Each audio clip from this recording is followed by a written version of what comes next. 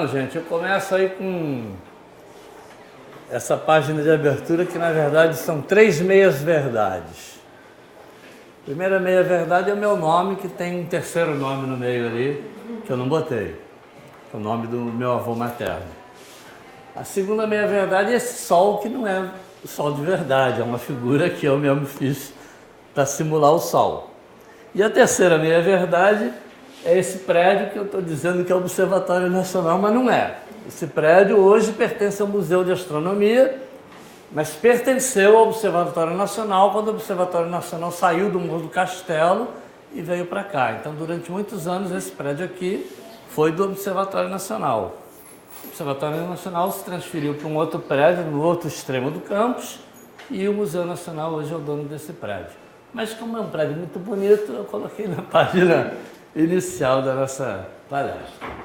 Eu começo fazendo uma pergunta para vocês. Quem sabe quantas pontas tem uma estrela? Alguém sabe quantas pontas tem uma estrela? Hein? Nenhuma ponta, né? Essa ideia de ponta em estrela é uma ideia romântica que os antigos tinham. Olhavam para o céu, viam aquela coisinha piscando lá, achavam que aquilo é cheio de pontas. Não, estrela não tem ponta, né? Estrela é igual ao Sol, porque o Sol é uma estrela, né? Então, as estrelas são redondinhas como um Sol, né? Mas se o Sol é uma estrela, por que ele parece tão diferente das estrelas, né? Por que o Sol parece tão diferente das estrelas? Alguém sabe dizer por quê? Porque ele é maior? Não. Não, porque o Sol está muito mais próximo da Terra do que as estrelas. Então tá aí. Foi isso que ele falou? Não, eu pensei que ele falou que era maior. Então, o Sol está muito mais perto do que as estrelas. Vamos fazer uma experiência interessante. Vamos pegar um avião. Imagina que esse avião possa sair fora da atmosfera da Terra e fazer uma viagem para a Lua, para o Sol e para uma estrela. Quanto tempo vocês acham que um avião desses, que vai daqui a São Paulo em 1 hora, vai daqui à Europa em 9 horas, né? Quanto tempo vocês acham que um avião desse levaria para chegar na Lua? Alguém tem um palpite? Quantos dias? Dias? É isso? Quantos? Quantos dias? Chuta aí um número. 4 dias. Vamos ver a resposta? 18 dias. Daqui para a Lua de avião levaria 18 dias. E para o Sol, hein? Quem chuta um valor aí? Quanto tempo levaria para chegar no Sol de avião? Um mês? Vamos conferir. Vamos conferir. 19 anos de avião para o Sol. Você chegaria lá bem com o dobro da sua idade, né? 19 anos para ir ao Sol. E para uma estrela, a estrela mais próxima que existe de nós, a Alfa do Centauro. Não, um avião viajando na velocidade normal que ele tem. Quanto tempo ele levaria para chegar numa estrela? Hein? Para o Sol são 19 anos. Para uma estrela, quanto tempo levaria? 1000 anos. 500 anos, 1000 anos, 3000 anos. Não, todo mundo está errado. São 5 milhões de anos. Gente, essa é a diferença entre o Sol e as estrelas. Essa é a diferença básica. É a distância. O Sol está muito perto de nós. 19 anos. A estrela mais próxima que tem está a 5 milhões de anos, se a gente for de avião. Se fosse possível fazer isso, né? E a velocidade da luz, né? A velocidade da luz do Sol até aqui, um raio de Sol na velocidade da luz vem até aqui em 8 minutos. Da estrela mais próxima leva 4 anos e 3 meses. Tá? Gente, a Terra, todo mundo sabe, é um planeta que gira em torno do Sol, levando a Lua junto com ele, né? Quantos planetas tem em torno do Sol? Quem sabe? 9? 8. Isso, são 8 porque Plutão não é mais considerado planeta. São 4 planetas com uma órbita bem próxima do Sol. O Sol fica bem no centro aqui. Então a gente tem Mercúrio, Vênus, a Terra e Marte em órbitas muito próximas. E 4 planetas, Júpiter, Saturno, Urano e Netuno, com órbitas muito mais distantes, né? Então estão aí, ó. São 4 planetas pequenos, próximos do Sol, com uma superfície rochosa, né?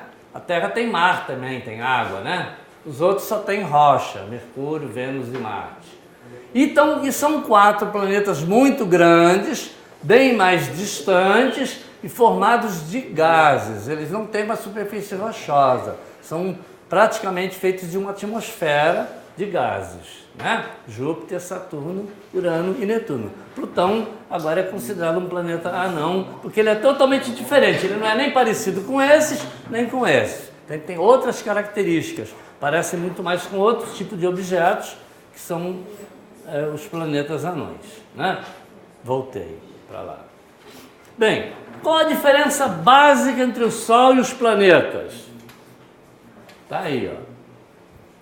O Sol tem luz própria, o Sol tem luz dele mesmo, ele é autoiluminado, ele se ilumina, ele tem iluminação, né? Tal como essa vela aqui. Os planetas são como aquela rosa, se você apagar a vela, não vê mais a rosa. Então, se você apagar o Sol, não vê mais os planetas, nem a Lua, não vê mais nada, né? Existe uma luz própria, né? O Sol é maior que os planetas? Um pouco maior, muito maior? Muito maior, né? Vamos ver aqui, ó. O Sol é mais de 1000 vezes maior que Júpiter. Não, 1000 vezes, é cerca de 1000 vezes maior que Júpiter e mais de 1 milhão de vezes maior que a Terra. Aqui, ó, Terra, Vênus, Mercúrio, Vênus e Mercúrio nem aparece ali, né? Júpiter, Saturno, Urano e Netuno, né? Então o Sol é muito grande. O Sol é muito quente? Quem sabe a temperatura do Sol, hein? Qual a temperatura do Sol? Ó, a superfície do Sol é de 5.500 graus Celsius. Tá? Nessa temperatura, gente, tudo derrete e vira líquido. Todos os líquidos fervem e viram gases. Então o Sol é uma bola feita só de gás. Não existe nada líquido nem sólido no gás, porque derrete e ferve e vira gás. Mas por que os gases do Sol não vão embora então do Sol? Se é feito de gás, por que o gás não vai embora? Porque existe uma força de gravidade muito poderosa no Sol que atrai tudo. A própria Terra atrai a sua atmosfera, não é isso? A Terra não tem uma atmosfera, um ar que a gente respira, esse ar não vai embora, porque a força de gravidade é uma força muito poderosa, né? Se você pega qualquer objeto, ele cai com uma velocidade muito grande, né? Se você tropeçar, você vai perceber que a força de gravidade te machuca, né? Então, a força da Terra, a força do Sol na superfície dele é 28 vezes maior que a da Terra. Ele puxa esses gases também com muita força. Os gases querem ir embora, mas o Sol puxa ele de volta e eles ficam presos no Sol, tá? Na verdade, existe um cabo de guerra no Sol. A gravidade puxa os gases para dentro, mas o calor que tem lá empurra os gases para fora. Se o calor parasse, o Sol ia encolher e ficar muito pequenininho, porque a gravidade ia puxar os gases com muita força para dentro, né? E no interior do Sol é muito mais quente que na superfície. Alguém faz uma ideia de qual é a temperatura do interior do Sol? 13 milhões de graus. Gente, de onde que vem tanta energia? Alguém sabe? A energia do Sol vem do núcleo lá do central do Sol, lá no núcleo do Sol, aqui, por causa da pressão e do calor, ocorrem poderosas reações nucleares, né? A cada segundo, 700 milhões de toneladas de hidrogênio são transformadas em 695 milhões de toneladas de hélio, né? E a diferença, os 5 milhões de diferença, são totalmente transformados em energia. Pelaquela equação famosa do Einstein, E igual a mc2. Energia igual a massa vezes a velocidade da luz. Essa massa aqui de 5 milhões de toneladas é transformada em energia. É uma quantidade enorme de energia, porque é igual a mc2, esse c2 aí é um número muito grande, porque c é a velocidade da luz. A velocidade da luz ao quadrado é muito grande. Então é uma quantidade muito grande de energia. Vamos fazer uma ideia dessa energia. Essa é a usina de Itaipu, a segunda maior hidrelétrica do mundo. Ela só é superada por uma usina chinesa chamada usina de Três Gargantas, né? E ela pode acender, quando está ligada na capacidade máxima dela, 140 milhões de lâmpadas de 100 watts, né? Cada turbina tem um enorme de um tubo para trazer a água, para mover a turbina, né? São 20 turbinas, então são 20 tubos desses. É tanta água que passa aqui que é capaz de secar a Baía de Guanabara em 30 horas. Um dia, mais 6 horas, secaria toda a Baía de Guanabara, ou pode encher 5 piscinas olímpicas a cada segundo. A cada segundo eu encho 5 piscinas olímpicas com a água que passa aqui. Pois bem, essa usina de Itaipu, que está aqui em vista, a diferença entre essa água aqui e aquela água lá em cima é 110 metros, para vocês terem ideia do tamanho disso aí, né? Pois bem, a usina de Itaipu levaria 1 bilhão de anos na capacidade máxima para produzir a energia que o Sol produz em um único segundo. Então, vocês imaginem a quantidade de energia que o Sol produz. É muito grande, né? Qual a idade do Sol? Quem sabe? O Sol tem milhares, milhões, bilhões, trilhões de anos. Qual é a idade do Sol? O Sol tem idade ou sempre foi assim? Hein? Alguém tem alguma ideia da idade do Sol? Pois é, o Sol existe há bilhões de anos. Há 4,5 bilhões de anos o Sol se formou numa nuvem de gases e poeira parecida com essa. Essa aqui é uma nuvem enorme, fotografada por um telescópio, que está a muitos e muitos anos-luz de distância, tá? E aqui no interior dessa nuvem se formam muitas estrelas. O Sol também se formou junto com uma porção de estrelas numa nuvem igual a essa, tá? Há 4,5 bilhões de anos, tá? Pois bem, de lá para cá o Sol vem queimando o seu combustível e produzindo calor o tempo todo. E quanto tempo ainda vai durar o Sol? Alguém tem ideia? O Sol vai acabar logo? Vai durar tanto tempo quanto ele já durou? Como é que é? Alguém tem ideia? Pois bem, o Sol vai ainda durar 5 bilhões de anos, né? No final, o combustível dele lá no interior, o hidrogênio, vai se transformar todo em hélio. Vai acabar esse combustível. Então o Sol, o calor, aquele cabo de guerra começa a vencer, a gravidade começa a vencer, puxa o núcleo para dentro, o núcleo esquenta barbaramente, e quando ele esquenta, ele expulsa os gases de fora dele, essa atmosfera de fora, e o Sol cresce e vira uma estrela gigante vermelha. Esse aqui é o tamanho do Sol hoje. Esse é o tamanho do Sol quando ele virar uma gigante vermelha. Quando acontecer isso, gente, esses 4 planetas vão virar cinza, porque o Sol vai engolir Mercúrio, Vênus vai chegar muito perto da órbita da Terra e esse calor infernal do Sol vai transformar em cinza os 4 planetas mais internos. Os outros vão perder muita parte dos gases que eles têm, porque vai esquentar e vai expulsar os gases, né? Aí o Sol fica pouco tempo como gigante vermelho, pouco tempo em relação à idade dele. Ele fica 100 milhões de anos como gigante vermelho. E aí, os ventos poderosos do núcleo dele, porque o núcleo dele fica diminui de tamanho, né?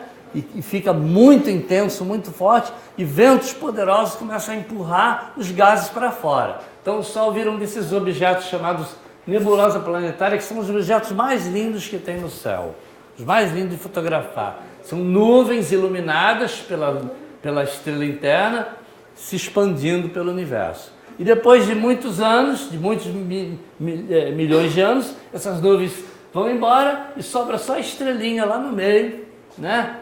Que é uma estrelinha chamada de anã branca, porque ela é muito branquinha, e é muito pequenininha, porque aquele cabo de guerra foi vencido pela gravidade. A gravidade puxou toda a massa para o centro e parou de produzir calor, então ele vai levar bilhões e bilhões de anos para esfriar, virar uma anã cinza, uma anã preta, mas enquanto isso ele está lá, irradiando aquela luz muito forte, pequenininho.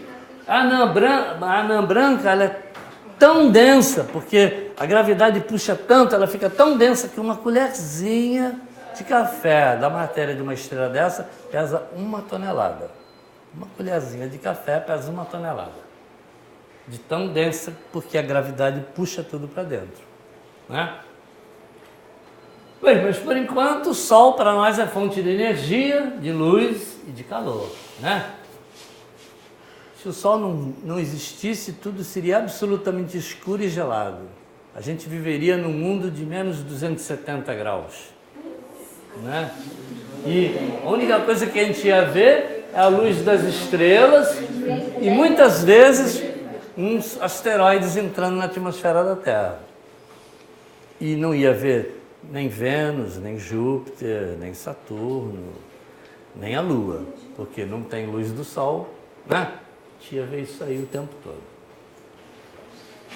Mas graças a Deus o Sol está aí, né? E os vegetais da Terra podem viver, porque eles aproveitam a luz do Sol para promover a fotossíntese, e promovendo a fotossíntese eles fabricam o alimento deles, que é a glicose. Então os vegetais produzem o seu próprio alimento.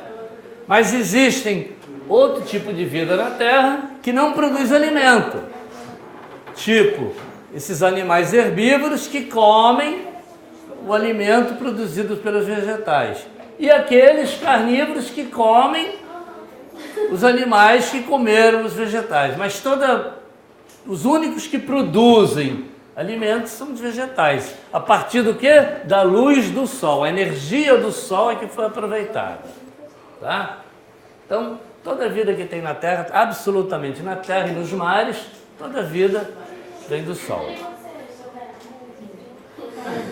O Sol é responsável pela chuva, né? Então, se não fosse o Sol, não teria chuva, porque ele evapora a água forma nuvens, as nuvens caem nos rios e lagos, né?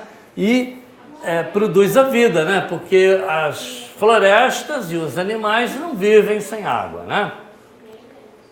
Também o Sol produz o vento, porque o Sol esquenta os lugares da Terra de maneira diferente. O que é o vento? É o ar se locomovendo para equilibrar a temperatura. O ar frio vai ocupar o lugar do ar do quente, né? Para equilibrar a temperatura. Os ventos vêm do polo carregando as frentes frias em direção ao Equador, não é isso? A gente sente aquele frio aqui porque é um bloco de ar frio que está avançando para o Equador para equilibrar a temperatura na Terra. Isso é o vento. Quando há um desequilíbrio muito forte, são os furacões, né? Os tufões e tal. Bem, além disso, o Sol é responsável pelo dia, porque a Terra gira, né? A Terra gira, então tem uma parte da Terra que está iluminada pelo Sol, onde é dia. Uma parte da Terra que não está iluminada, onde é noite, né? Além disso, o Sol gira também em torno do Sol, né? Promovendo a passagem do ano, a passagem dos meses, né?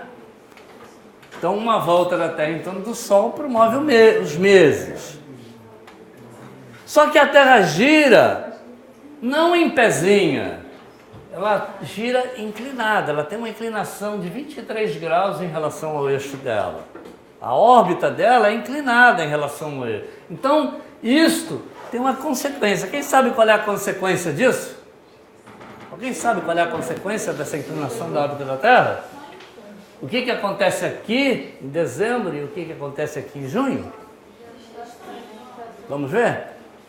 Ó, em junho, o Sol ilumina muito mais o hemisfério norte que o sul. A Terra está girando aqui, ó, mas o sul tem sempre poucas partes voltadas para o Sol e muitas partes voltadas para a noite. O hemisfério norte tem muitas partes voltadas para o Sol e poucas voltadas para a noite. Inclusive, é noite no Polo Sul e dia no Polo Norte o tempo todo, porque a Terra gira assim aqui, ó. Aqui é dia eterno, aqui é noite eterna.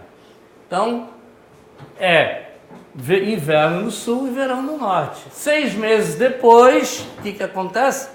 A Terra está do lado de cá, o Sol ilumina muito mais o hemisfério sul do que o hemisfério norte. Então, da mesma forma, agora é verão no sul e inverno no norte. Tá? Essa é a consequência do eixo da Terra estar inclinado. Eu falei do Sol, agora eu vou falar do Observatório Nacional. O Observatório Nacional é um centro de pesquisas de astronomia, geologia, geofísica, né? E com isso há uma preocupação de fazer pesquisas, inclusive com o Sol. Então foi instalado aqui em 1973 um astrolábio, que é esse aparelho que vocês vão ver lá em cima no campus. Aqui dentro funcionou durante muitos anos esse aparelho, que observava estrelas e observava o Sol também, né? A partir de 97, nós passamos a medir o diâmetro do Sol. Diariamente, o diâmetro do Sol passou a ser medido, né? E com que técnica se fazia isso? A gente observava, na verdade, o tempo que o Sol levava para cruzar uma linha no céu. Como a gente sabe, a velocidade que o Sol anda no céu e a inclinação dele em relação às linhas, a gente podia calcular o diâmetro do Sol a partir do tempo que ele levava cruzando a linha. Essa era a técnica do astrolábio. Mas o astrolábio foi ficando velho e nós resolvemos construir no Observatório Nacional um outro equipamento chamado heliômetro, que funciona nessa cúpula menorzinha que tem lá em cima, vocês vão ver. O aparelho é esse. Ele é um aparelho de muita precisão porque ele é feito com fibra de carbono aqui em volta, que é uma estrutura muito sólida, não tem deformação. Então, a gente pode medir ângulos muito pequenos com muita precisão. Além disso, aqui dentro tem uma lente feita de um material que não sofre com a dilatação, não sofre com dilatação com calor. Então, a precisão desse aparelho é muito grande para poder medir, né? Como é que a gente faz essa medida? Dentro aqui do tubo tem 2 espelhos, são 2 espelhos que têm um pequeno ângulo. Ora, se você tem uma penteadeira com 2 espelhos, você vê 2 faces suas, não é isso? Você vê 2. A gente vê também 2 faces do Sol, vê 2 imagens do Sol, né? Uma imagem do Sol entra, bate no espelho, é refletida nesse espelhinho aqui e jogada numa câmera. A outra imagem entra, é refletida no outro espelho, bate e é jogada na câmera. Então, nesta câmera são formadas 2 imagens do Sol. Então aqui as 2 imagens do Sol são formadas uma do lado da outra. Mas a gente observa só esse pedacinho aqui. A gente só está interessado em observar esse pedacinho. Então, com grande precisão, a gente mede essa distância ali, ó. A gente tem grande precisão, pode-se medir essa distância aqui. Ora, se o Sol aumenta de tamanho, essa distância diminui, porque as 2 imagens do Sol crescem. Se o Sol diminui, aumenta de tamanho, essa distância diminui, porque as 2 imagens do Sol crescem. Como a distância das imagens é sempre fixa e é dada pelo ângulo dos espelhos, que é bem fixo, então medindo essa distância aqui, a gente consegue avaliar o tamanho do Sol ou as variações do tamanho do Sol, né? A gente está mais interessado não em medir o tamanho do Sol, mas as variações, se ele está aumentando ou diminuindo de tamanho, né? Então tem aqui uma imagem real, né? Essa é uma imagem real, uma foto de uma imagem real, e a distância que a gente mede está aqui. A gente tira 5.000 fotos, 7.000 fotos por dia do Sol, porque a atmosfera da Terra é muito turbulenta, então ela perturba a nossa medida. Mas se a gente tira 7.000 fotos, a gente tem uma média muito boa do tamanho do Sol, né? Aí tem umas fotos interessantes. Um dia que passou uma gaivota em frente do Sol, aqui passou uma gaivota muito alto. Pelo tamanho dessa gaivota aqui, ela devia estar uns 1.500, 2.000 metros de altura. Aqui é um balão de meteorologia que passou. São, na verdade, 5 fotos que eu juntei numa só, né? Se alguém conseguir, pode ver talvez aqui a cestinha aqui do balão, ó. Não sei se dá para ver. uma cestinha aqui, ó, que ele carrega os instrumentos dele. Eu sei que é um balão de meteorologia pelo tamanho que ele está aqui. Que imagina, o Sol está ampliado, está muito grande aqui. Então esse objeto aqui é muito pequenininho. Ou seja, ele está muito distante, não pode ser um balão, uma pipa. Senão teria de estar a 12 quilômetros. Não pode, é só um balão de meteorologia mesmo isso aí. Tá? Bem, para que medir o Sol? Né? Para que medir o diâmetro do Sol? Para que serve isso? Né? Então eu tenho 3 respostas para que medir o Sol. Uma para os geofísicos. Olha, as variações do diâmetro do Sol, elas têm uma correlação muito grande com a atividade magnética do Sol.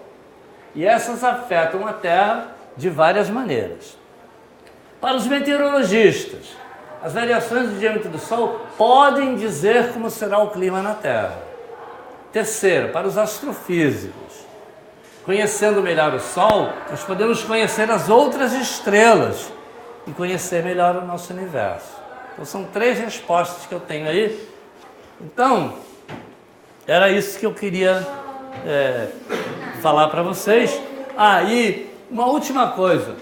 A gente, trabalhando com aquele astrolabe, a gente descobriu realmente que o raio do Sol tem tudo a ver com a atividade magnética. Nós demonstramos esse fato.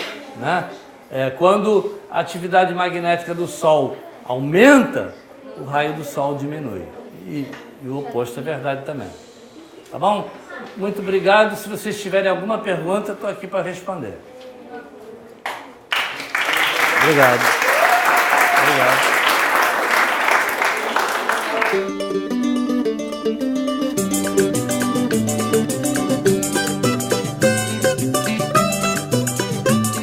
Obrigado.